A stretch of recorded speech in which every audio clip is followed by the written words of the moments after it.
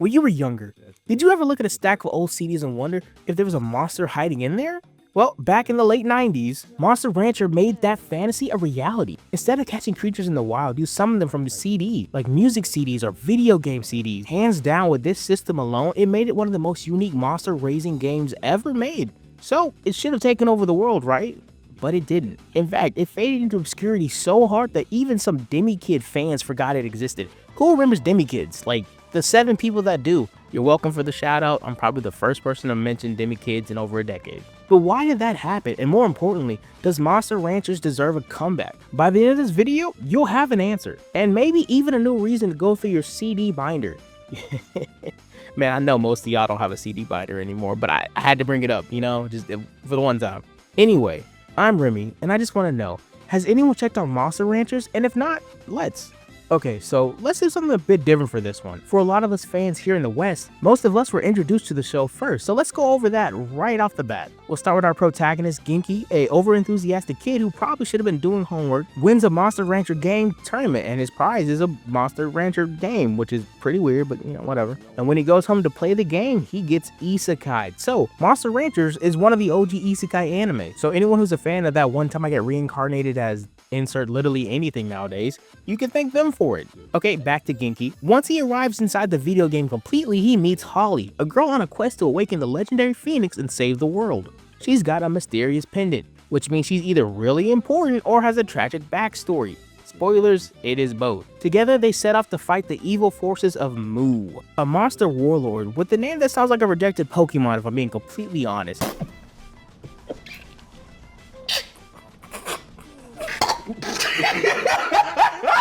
Like, even as a kid, I thought he had the worst name for a final boss. It's not scary. His design, actually kind of cool, but his naming sense is horrible. He has to work on his personal branding. Nobody's afraid of a guy named Mu. It's not intimidating at all. Our heroes travel across the land collecting monsters and solving side quests, and occasionally fighting for their lives, as you do. And ever so often we get some very dramatic backstory revealed about some characters of the group. As you know, you can't have a good 2000s cartoon/anime without a tearful monologue per character. So let's talk about the crew now. All great adventures need a team. Genki and Holly picked up a very questionable group of monsters. Starting off the lineup, we have Mochi, a pink dumpling-shaped creature that looks actually kind of adorable. But he could probably kill you, for being honest. And to be completely honest again, the voice was kind of annoying. I'm being so honest with y'all right now. Mochi wants to be curry. You're walking like everybody else. Oh, gee. For me personally, it took around 7-8-ish episodes for me to not want to claw my ears out every time it talked. But when you get over the voice acting, it's kind of interesting to see Mochi's growth from the beginning of the show to the end. He became a quote-unquote a monster adult over the course of the seasons. Next in the group, we have Suizo, the mascot of the series, a giant one-eyed goblin who whines like your friend who never pays for gas, but never contributes anything when it's time to put money where your mouth is, and Suizo is literally almost all mouth, so he should be more about that action. Suizo is Monster Rancher's Pikachu, so you feel like he should be more of an active participant in the overarching story of the Monster Rancher show, but he really isn't, and I kinda hate that for my guy. On another note, his design is not my favorite. To be completely honest, he walks so the minions and Mike Wazowski could run. Me personally, when I was a kid, the last monster I would have wanted out of like Pikachu, Agumon, or any other Monster Collector game or franchise out there, it would have been Suizo. He would have been the last thing I'd ever want to see in my room if I woke up to use the bathroom. I'd try to fight him. I would try to fight a Suizo because I wouldn't know what it was. It's so ugly and creepy. And it's just, I don't like how Suizo looks at me, dog. Okay, next you have Tiger, the wolf. Yeah, honestly, I'm chalking this one up to bad translation / English dubbing is what I want to say, but he's still Tiger in Japanese, so I don't understand this. Because he's clearly not a tiger, and I was even looking around for an actual Tiger Monster Rancher design. Could not find one. So it is what it is. Overall, Tiger's honestly the edgy guy of the group. If you want a point of reference, I'd have to say Kai from Blade Blades, my goat. And just like Kai from Blade Blade, Tiger, ironically enough, is the lone wolf type. It takes him a little while to actually warm up to the group, but once he does, overall, he's a really solid guy. And then we have Golem, a literal gentle giant. And man, do they run that into the ground, like 10 feet deep. But overall, he does eventually grow out of that whole "I'll throw a boulder into your house, but I'll probably feel bad about it" kind of phase. He locks in and eventually becomes like a solid character. So, 10 out of 10 character growth. I love that from my guy. Honestly, I do. Next, we have Hare, smug, possibly a little shady, trickster rabbit, who would probably scam you out of your lunch money. Also, cool fact, he's voiced by the same voice actor as Double D from Ed, Edd n Eddy. So if you hear that, that's why. In the meantime, how are we gonna get out of here? And finally, let's get to the last member of the group. We have Pixie. She was a generic the bad guy turns good character, so she was treated poorly as a kid monster, but now as an adult monster, she turns towns into prison, so like a weird sadistic karma, I guess. While fighting, Genki uses a reverse Uno on her reasoning for being a bad person.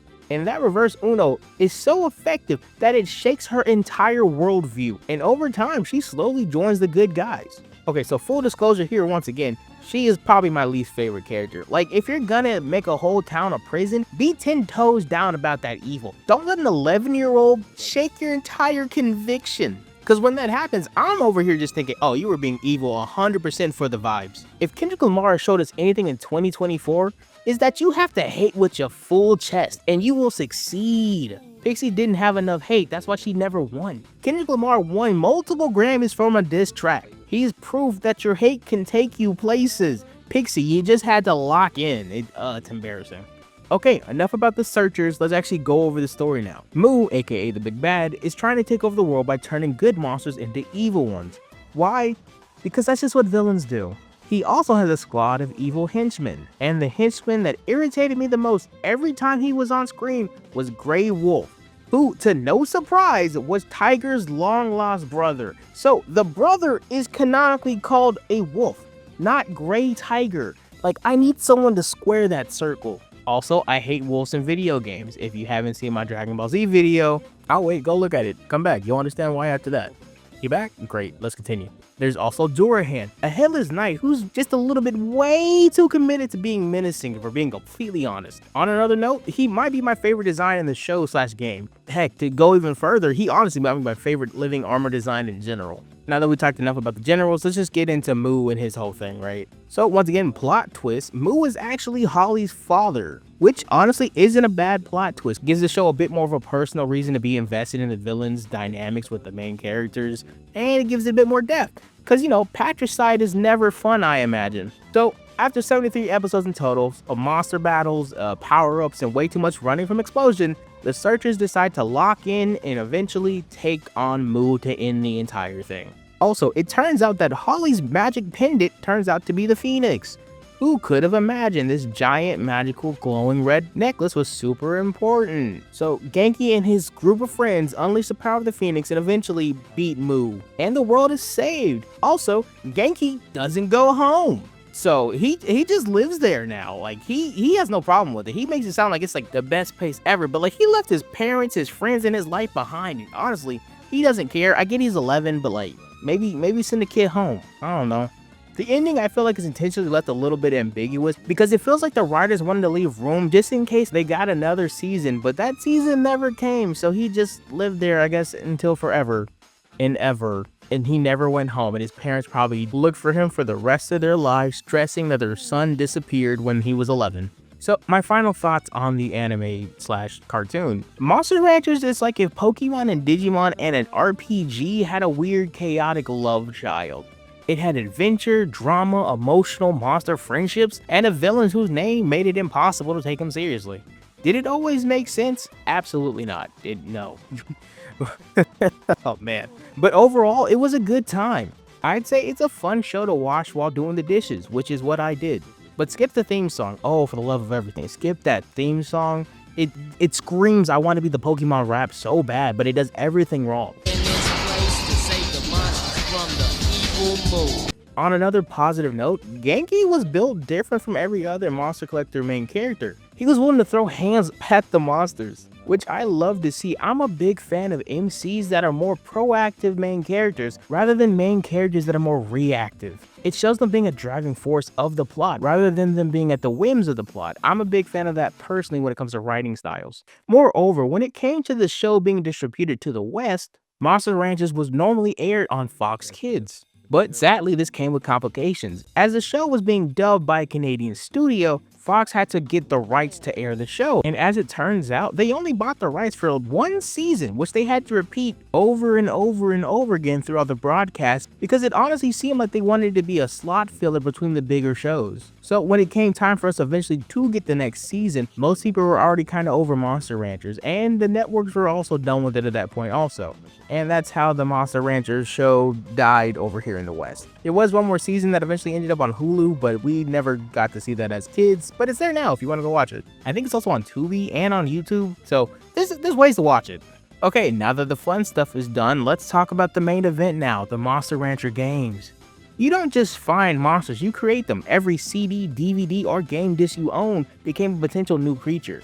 It was, if not one of the original loot box systems. But thankfully, this one didn't steal your money, it just stole your time. So it might be worse, I don't know. There was a big glaring issue though. Unlike Pokemon, where you could form an emotional bond with your team, Monster Ranchers made you a parent. Think Tamagotchi, you raise your monsters, train it, it gets a job, and then you watch it die.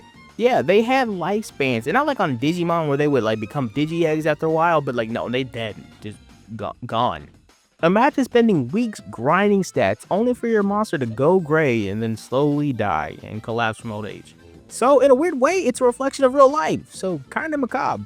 So, I personally, I don't like being reminded of my mortality when I'm playing video games. It's not the most fun. While the gameplay was simple to some extent, it also turned some players into stressed parents, which is maybe what they wanted, I'm not sure. And while I'm saying all this, that doesn't make it a negative. These core mechanics are what a lot of people find interesting. Don't let my non-approval of these mechanics make it sound like I'm bashing the game. Genuinely, Monster Ranchers was a very popular game with over 15 games in the franchise across numerous platforms, and with 4, including Evo, being mainline games. This wasn't a small franchise. I mean, myself included. For me, the last Monster Rancher game I actually played was the mobile game My Monster Rancher back in the far-off year of 2011. I hate that that's a far-off year now. And man, I'm gonna be honest with you guys, I was not a fan of the game.